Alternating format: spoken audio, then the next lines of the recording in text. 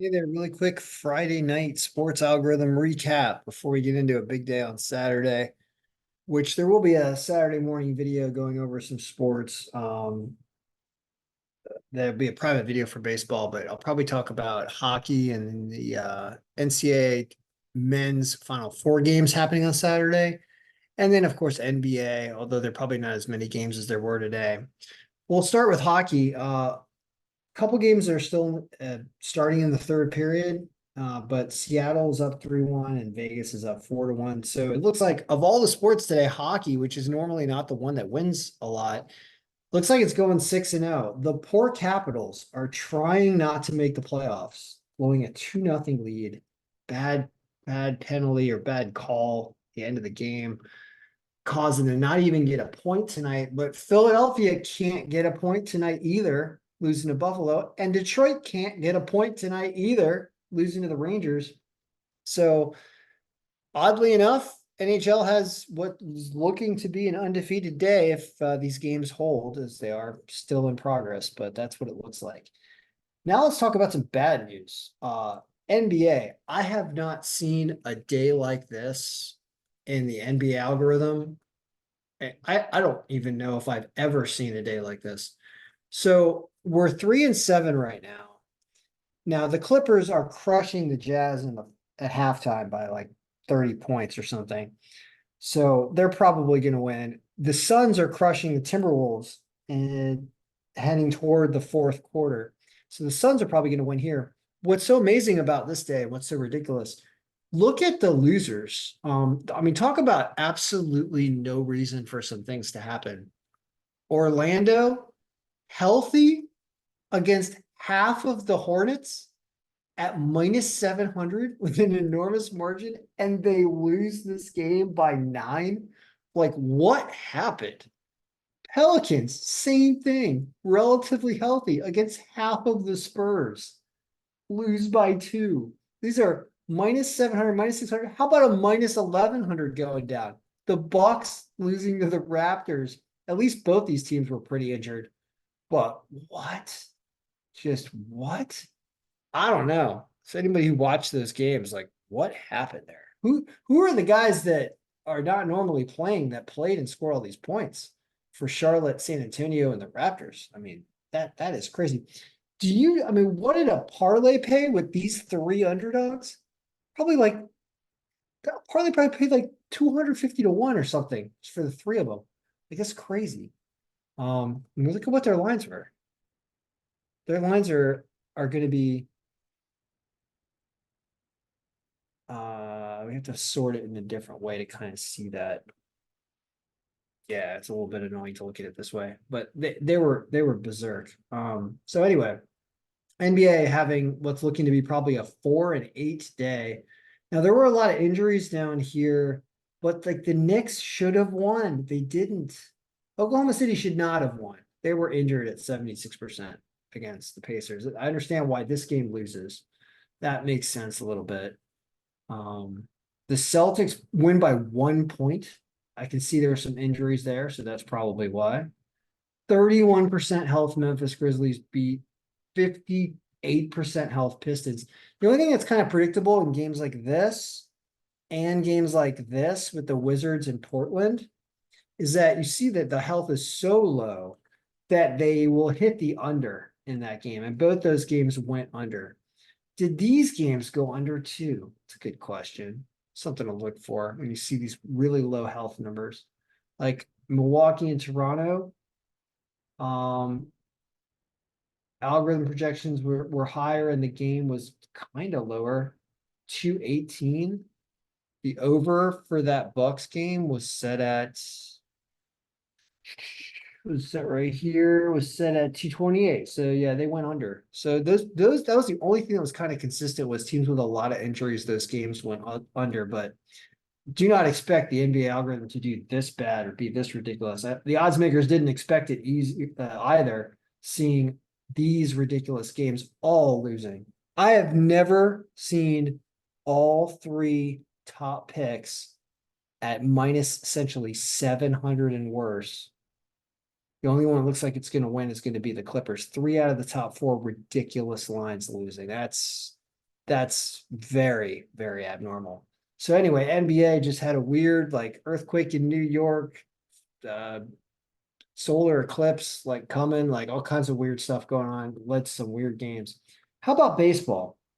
So baseball, let's go over to combination 110, which is what we went with. This day started off extremely bad. And I was wondering if it was going to be just a miserable, miserable day. It started off 2-6 with the early games. With Detroit was the only one that won early, and they won by 1 run. Also, they also barely won. Tampa Bay blew a lead late to Colorado. The Yankees never put up any runs against Toronto and got shut out. Kansas City managed to win. Cincinnati blew a lead to the Mets. Mets make another comeback win. Boston's still going on right now, and they're up. They're up 4-0, I believe. 4-1 right now in the top of the sixth. So that game is not over. Not over. We're getting close to our projected score on that game. But they'll probably win the way they've been going. Atlanta comes from a few runs down and steals a game from Arizona.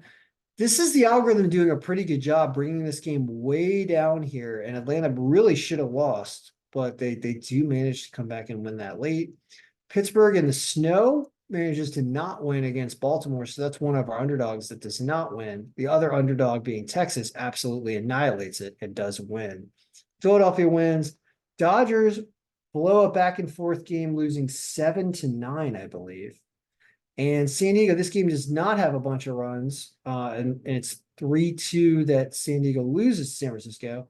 Milwaukee manages to win in, I believe, in extra innings or the ninth or something to beat Seattle. So you have like a 7-6 day, which doesn't look that bad. It's about a little bit lower than even day, but it didn't start out good. It was 2-6 in the first 8 games, and it looked bad, and the teams at the top didn't win.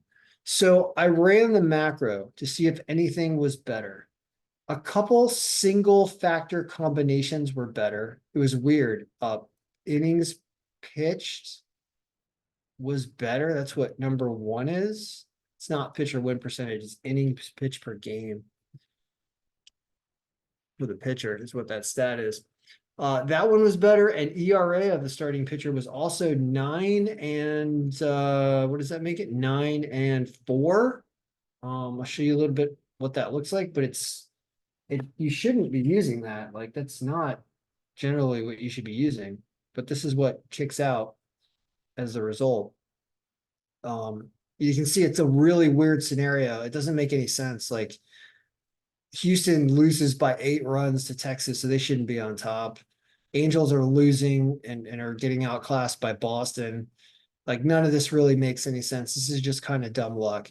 But some of the combinations here that went 8-5, these ones are a little bit more reasonable. And I looked at 244, which has the highest margin out of all of those that won 8 games. So 244 is really the one which you could consider looking at tomorrow. But I would recommend still using combination 110. Combination 110 still managed to have a winning record today. But this is what 244 does. And it has Detroit winning on top because the Sacramento Athletics, which is apparently going to be their new name as they are moving to Sacramento next year. I heard somebody refer to them as the Sacramento A's today. I was like, what? Did I hear that right? Yeah, no, they are moving. Tampa Bay blowing this late. So they had the lead late in this game. Boston's still going. Yankees get blanked, but you have win, and here you have the Mets over Cincinnati. You don't get Texas over Houston though, which is what you get in our combination 110. You get Philadelphia, you get Atlanta even further down here, scoring less runs though. The question is, were our run projections good? And I don't think they're that great. They don't look on. Like the combination 110 seems better still. Like when you go back and you look at your runs in that situation, it's just like, yeah, 6.5 projected, you get 5, 7, you get 7. Here you get blanked by the Yankees. But lower, see how it's like lower runs for Cincinnati and they lost and they didn't score very many runs, but at least there was a projection that they weren't supposed to put up a ton of runs. They were just supposed to hold the Mets to fewer runs, and apparently they didn't.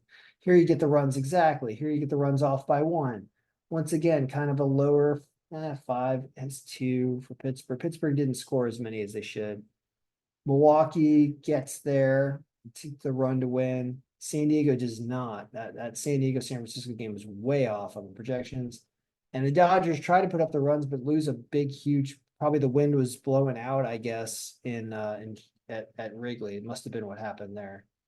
So Philadelphia gets there and wins. Texas really gets there and wins. So it's not awful, but clearly wasn't a good day. It would have been nice to have this day start out a little stronger and catch some things like Tampa Bay holding on and maybe the Dodgers winning would have made this a more real, or Cincinnati holding on would have made this a much better day.